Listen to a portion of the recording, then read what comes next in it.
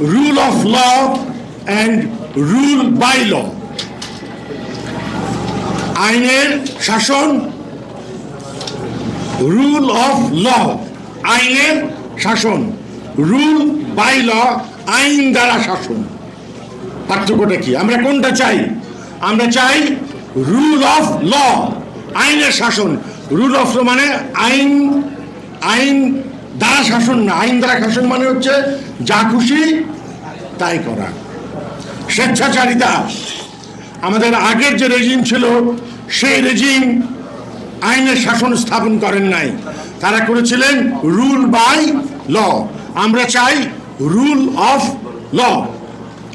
এই rule of law নিশ্চিত করতে হলে বিচার বিভাগ স্বাধীনভাবে চলতে দিতে হবে, প্রশাসন বিভাগকে স্বাধীনভাবে প্রভাব মুক্ত অবস্থায় চলতে দিতে হবে।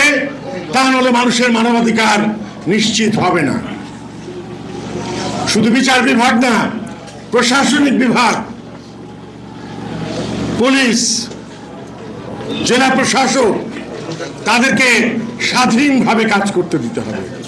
কয়েকদিন আগে আমি সোশ্যাল মিডিয়াতে দেখলাম কোন এক রাজনীতিবিদ বক্তব্য দিচ্ছেন, আমাদের অনুমতি ছাড়া কাউকে অ্যারেস্ট করলে থানা ঘেরাও করে ফেলব। তাহলে আইনের শাসন কিভাবে স্থাপন হবে? সেই শাসন জোর যার, মুল্লুক তার। এই শাসনে মানবাধিকার নিশ্চিত হবে না। তো আমাদের যারা রাজনীতিবিদ যারা আমাদের আছেন, রাজনীতিবিদ মানে কি? রাজার নীতি। ওনাদের প্রতি আমাদের শ্রদ্ধা রাখতে হবে, নেতা হিসাবে মানতে হবে। নেতা হিসেবে না মানলে, আমরা সবাই নেতা হলে দেশে আমরা মানবাধিকার সমুন্নত রাখতে পারবো না। চেইন অফ কমান্ড রাখতে হবে। মানবাধিকার বিষয়ক আন্তর্জাতিক যে উদ্যোগগুলি থাকবে, সেই উদ্যোগের সাথে রাজনীতিবিদ সরকারকে সম্পৃক্ত থাকতে হবে। আপনারা কিছুদিন আগে দেখেছেন যে বিভিন্ন দেশের, আমি স্পেসিফিক উদাহরণ দিতে যাচ্ছি না, বিভিন্ন দেশের যে ক্ষমতার পরিবর্তন যখন হয়, সেই দেশ কিভাবে চলবে তা নির্ভর করে ওই দেশের রাজনীতিবিদ যারা কিনা ক্ষমতায় যাচ্ছেন। অ্যারেস্ট উইদাউট ওয়ারেন্ট না থাকতো তাহলে সমস্যা কি হয়? যেমন ধরেন, রাতের বেলায় আপনার বাড়িতে কেউ ভেঙে আপনাকে হয় ডাকাতি অথবা রাহাজানি অথবা হত্যার চেষ্টা করছে।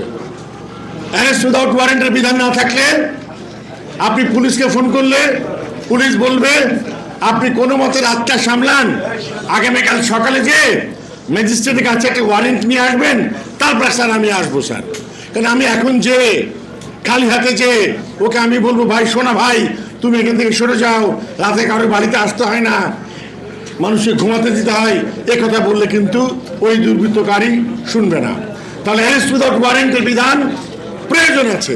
তবে যারা এই আইনটা প্রতিপালন করছেন তাদের দায়িত্ব আছে আইনটা ঠিক মতো পড়ে আইনটাকে অ্যাবিউজ না করা। আমার বক্তব্য, আমরা যারা রাজনীতিবিদ যারা আমাদের আছেন, রাজনীতিবিদ মানে কি? রাজার নীতি।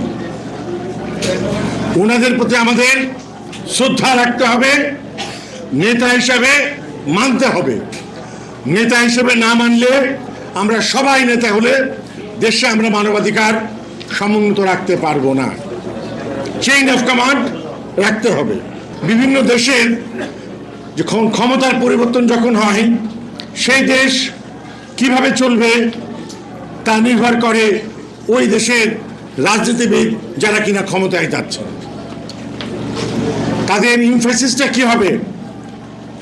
মানবাধিকার না নিজের দলকে সুপ্রতিষ্ঠিত করা, আইন দিয়ে বেআইন দিয়ে জোর করে ক্ষমতায় থাকা?